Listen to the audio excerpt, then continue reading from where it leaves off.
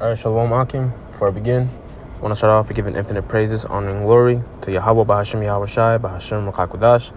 Double honors to the apostles and elders at Great Millstone. I'm going to teach and well. May I tell us this truth, and peace and blessings be unto you, full Akim, your brothers. Let us push out this word in truth, faith, and sincerity. And as will this lesson be edifying, I want to title this video, as will, why carnality won't profit you in the hour of temptations. All right, and that S there in the end of temptations is important. All right, it's multiple. All right, multiple temptations that we read about, all right, in the Holy Scriptures. All right, concerning Jacob's trouble. All right, concerning the actual hour of temptation. All right, and more specifically, when we look at the word carnality, all right, of course, I'm more so going to be leaning towards, economic wise, money wise, just because of this past camp. That's pretty much the one of the many topics that Akim were talking about. And just kind of sprung up this video topic, how people, majority being Esau, Edom, so-called white man, but also the majority of our people as well, right? You so-called blacks, Hispanics, Native Americans. We understand that in this gospel, carnality is pretty much one of our greatest enemy, all right, right alongside ourselves, all right?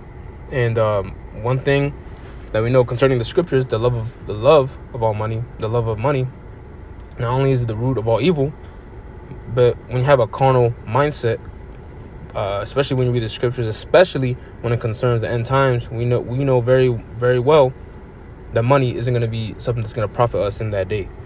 All right, so this is Revelations 3:10.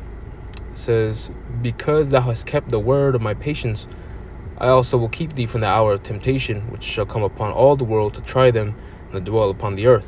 All right, and the prime thing that we have to focus on concerning the hour of temptation is, of course, the implementation of the MOTB, all right, the mark of the beast.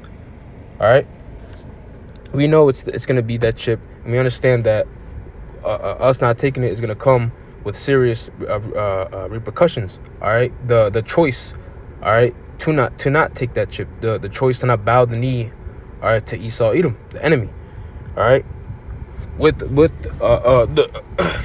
system that's gonna be brought out worldwide, all right. And the thing is, with that, it's gonna come with its own temptations, all right. Not being able to eat, not gonna be able to feed your own families, right? You saw it during COVID as well, not being able to travel to certain places, perhaps you have people so like you have certain people that are not going to be able to see their loved ones or relatives, all right, and it's going to be pretty much how does it work, draconian, all right. It's going to be real draconian, almost as if you're being choked with these laws, all right, be just over the fact that you're not going to be able to take or you're going to be refusing, more so, to take that chip, right? And it's funny because this past camp, that's pretty much what people were getting into, all right? How people are going to really think that that they're going to be able to bribe their way out, all right, or take the money that they have and go far away as possible, all right? And maybe they think that they're going to be able to escape the upcoming calamities by just going to another place on the earth, right? Okay, well, if Babylon's America, let's just leave America, right? Maybe I can escape the calamities and get my private jet and just go to one of these many bunkers that I invested in. And it's crazy because you have people that actually believe in this.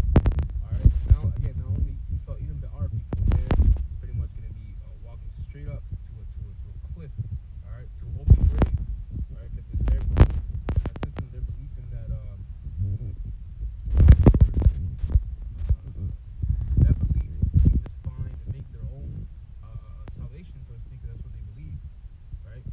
Or their own way out. It's just the Lord has them in the trick bag, man. All right, so this is Luke 6:23. It says, "Rejoice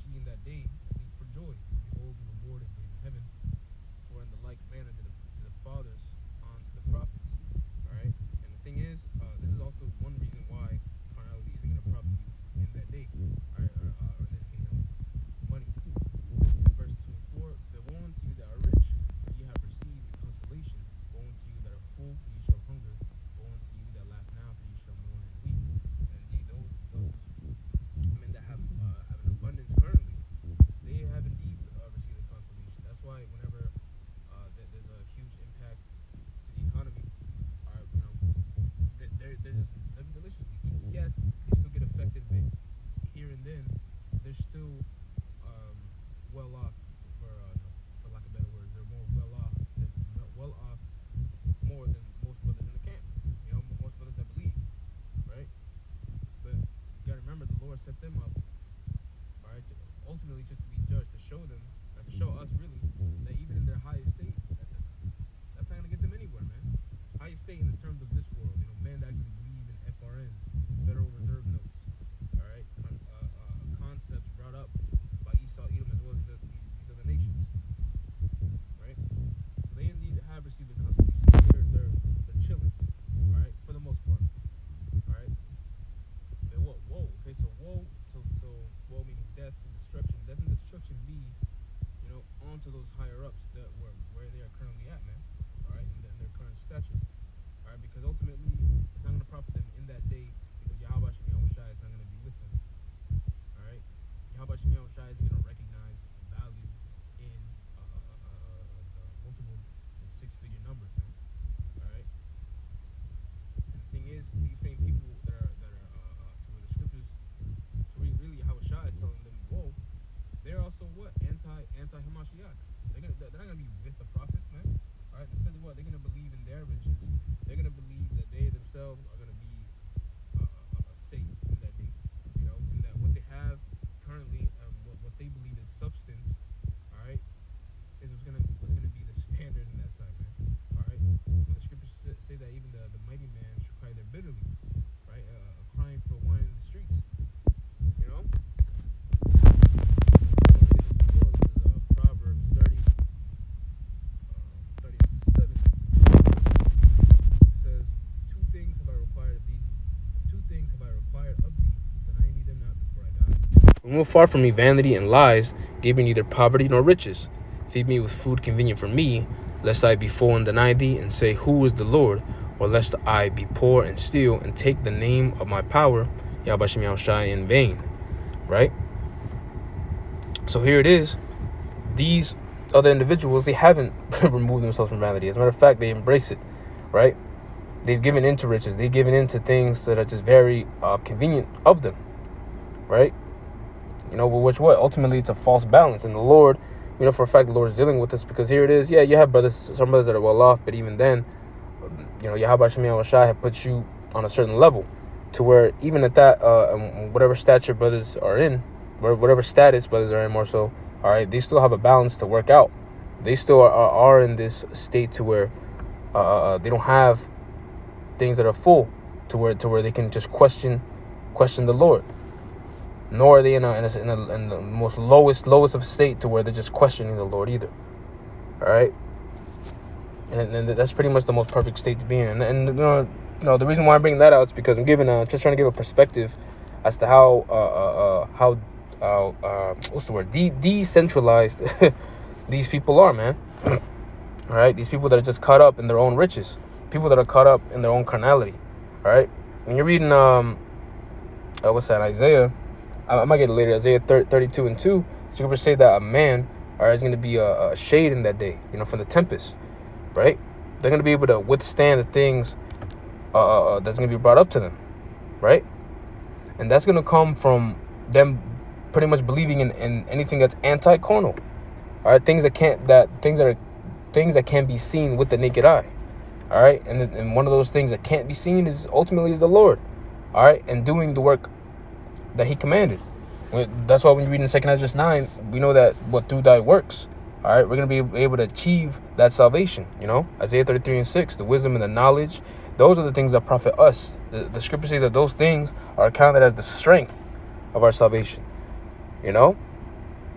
Not anything that can be offered in this life. Not no house, not no townhouse, not no any cars, private jets, investments you made.